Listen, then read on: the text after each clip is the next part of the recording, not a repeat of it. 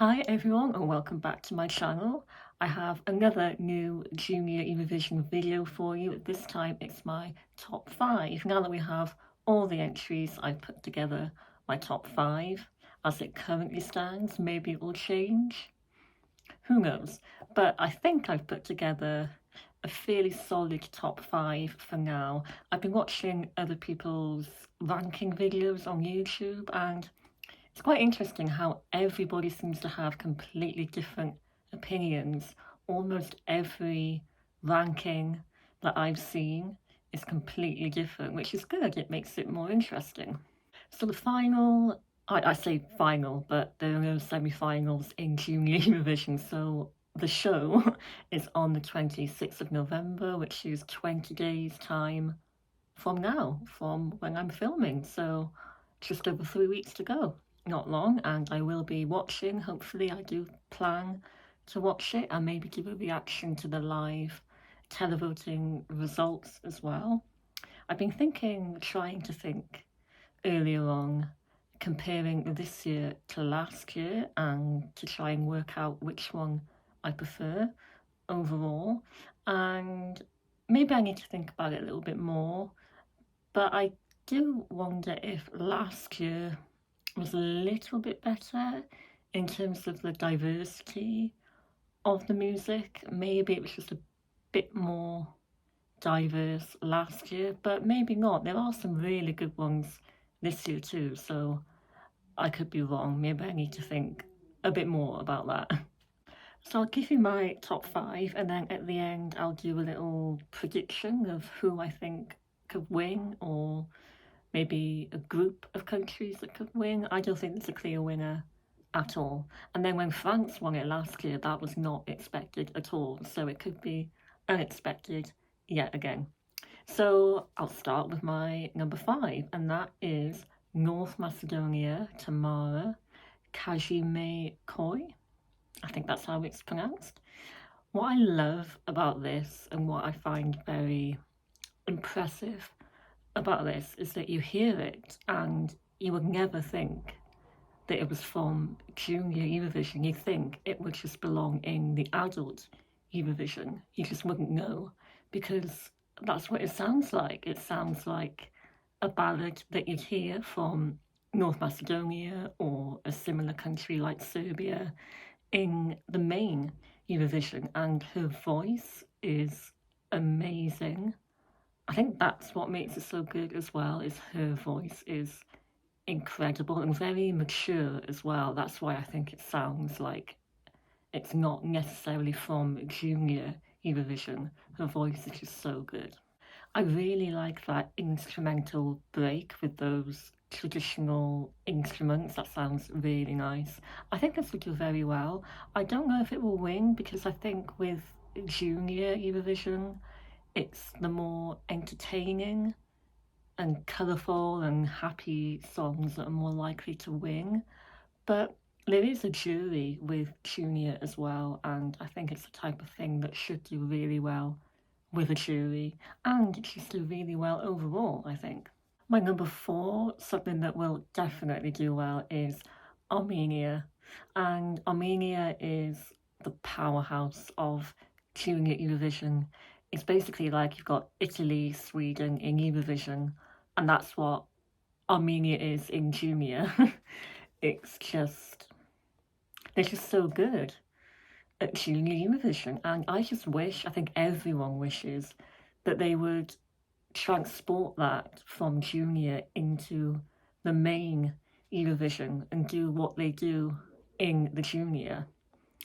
I mean, it's like Ireland, that's what Ireland should be doing too, because Ireland are really good at Junior as well, but they're terrible in the adult Eurovision. Armenia are much better than Ireland in Eurovision, but it could be even better if they did what they did in Junior in the main Eurovision.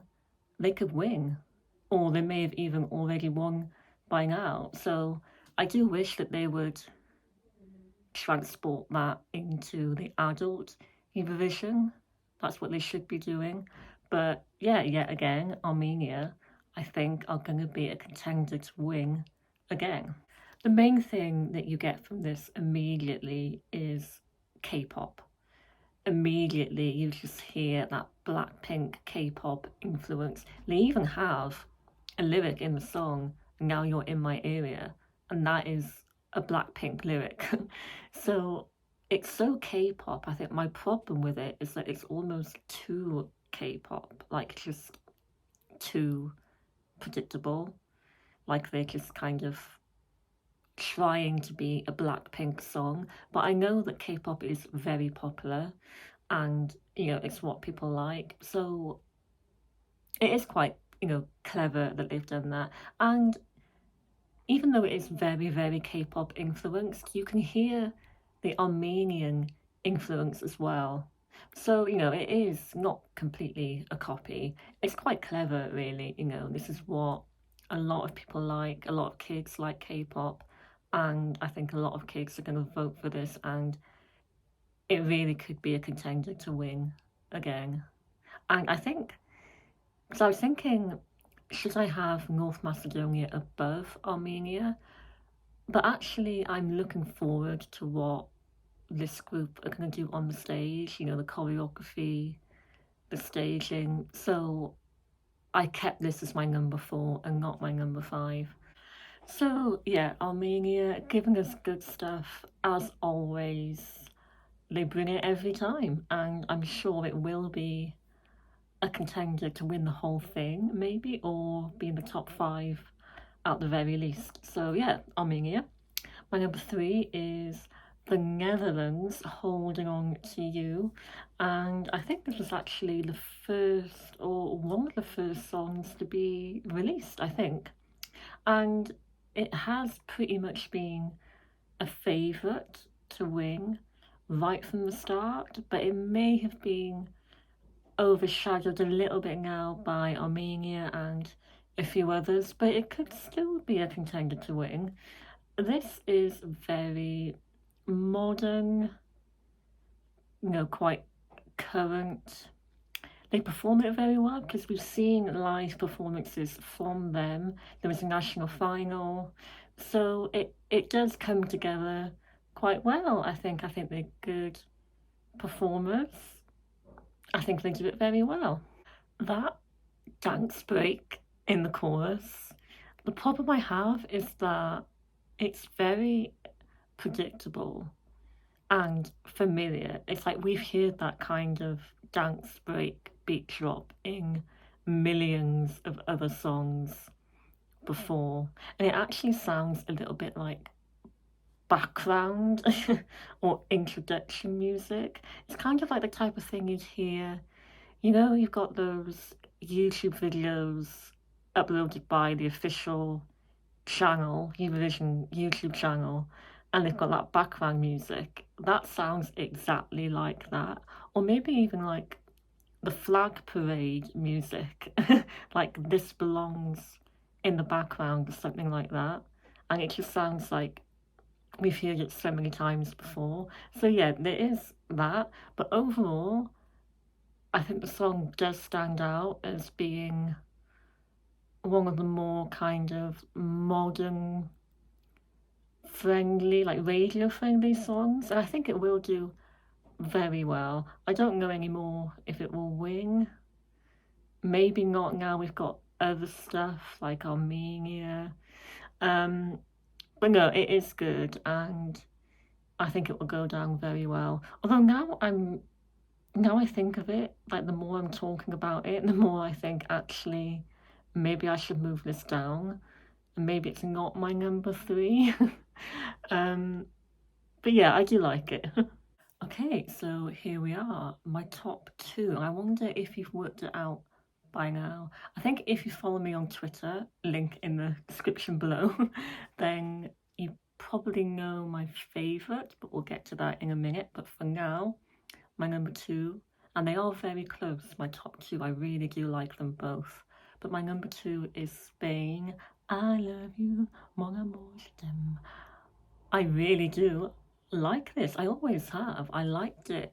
It's one of those songs where you like it immediately the first time you hear it. And this is what this was like for me, and I actually do get winger vibes from this in a way, but I'll talk a bit more about that at the end. But yeah, I do get a winger vibe from this. It just seems like a junior Eurovision winner, like it's upbeat, fun, very catchy. Like that chorus has been in my head for weeks. Like I'm always singing that chorus. It's just random moments in the day. Like it's really catchy. So yeah, looking forward to seeing what it will be like live, the staging, and I really do think it could win. I think it's just really fun, and it's that chorus that I find really catchy. So yeah, good job Spain. And Spain were quite good last year as well, I remember. So yeah, that's my number two. So my winner of the year, my favourite, have you guessed it? It's Germany. Una Worte, is that right? Yeah, Una Worte by Fear. And yeah, this is my favourite. It might not be everybody's favourite. It's funny because some people think it's like boring, repetitive, doesn't really go anywhere. And I do actually get why people think that. But for some reason, I just really like it and I just find it really catchy. And again, it is one of those songs that I liked the first time I heard it.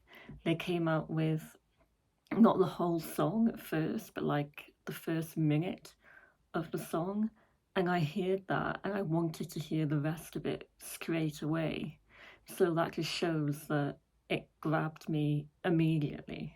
I just like the overall beat, the chorus again, very catchy. And then you've got the message as well, the sign language. I'm not sure how they'll translate that on stage. I've heard there'll be some kind of dance break that they're adding into that, some choreography. But yeah, I think everything just comes together really well and I really like it, but I do get why people don't as well.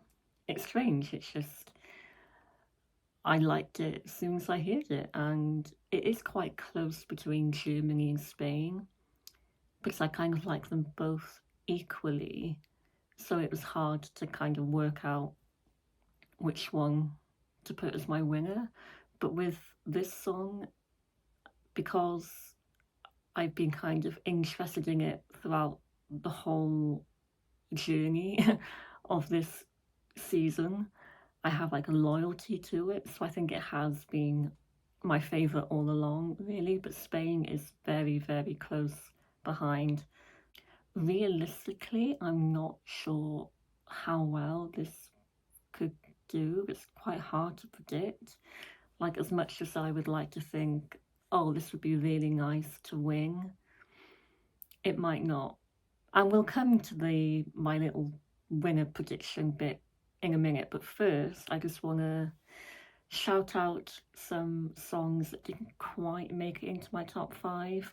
So I haven't got the UK or Ireland in my top five, but last year I liked them both a lot. They were both some of my favourites. Ireland last year I loved. This year I like the fact it's similar. It's still like Celtic, ethereal, what Ireland should be doing in the main Eurovision. But for some reason I just preferred Sophie Lennon a little bit more. And with the UK, you got Freya Sky and now Stand Unique. And this song for me, I like the group, I think they've been put together really well and I'm sure they'll perform it well. But the song doesn't really go anywhere for me, so I think I preferred last year to this year for the UK as well. And I haven't got France in my top five. I've heard that is again a favourite to win. It could grow on me, I don't mind it, but it just didn't quite make it into my top five. So now I'll just do a quick little, just for fun, prediction on who could win before we actually sit down and watch Junior Eurovision 2023 on a Sunday afternoon. So who could win? Well, like I've said before, there's definitely not one clear winner. Definitely not. There are some possibilities, I think. There seems to be this theory, this idea about France and Armenia just passing the trophy back to each other every year, which is funny because it could happen again. So yeah, Armenia definitely is a contender. Let's say France as well. But I really do think that Spain is jumping out at me as a possibility to win. There's just something about it. Like, I don't know what it's going to be like live, but it gives me winner vibes. So I will not be surprised if Spain win. Germany, like I said, I really like it. It's my personal favourite, but I don't know. But you never know. You know, if it comes across really well, it could just sneak the win. You never know. So I'll say Armenia, France, Spain, especially Spain for me. But other than that, I'm not sure. Definitely not the UK or Ireland. Oh, the Netherlands. How can I forget the Netherlands? That was like the favourite throughout the whole time. Yeah, the Netherlands could be a contender to win. Maybe it will just end up being the early favourite anyway. So there we are. Leave your top 5 in the comments below and we can compare each other's opinions. It could be completely different. And feel free to let me know, who do you think will win? It doesn't have to be one country. It could be a group of countries. You could think the complete opposite to me. Maybe you have a completely different favourite that's not even in my top 5, or a completely different winner that I haven't even mentioned. Let me know all your thoughts below. And thank you for watching. This should be my last Junior Eurovision video, but I think I will film a reaction video to the live televoting results like I do in Eurovision in general every year. So that'll be fun. Hopefully I will do that. And then finally we can begin Eurovision 2024, national finals, everything. Can't wait. But until then, thank you for watching. See you then. Bye.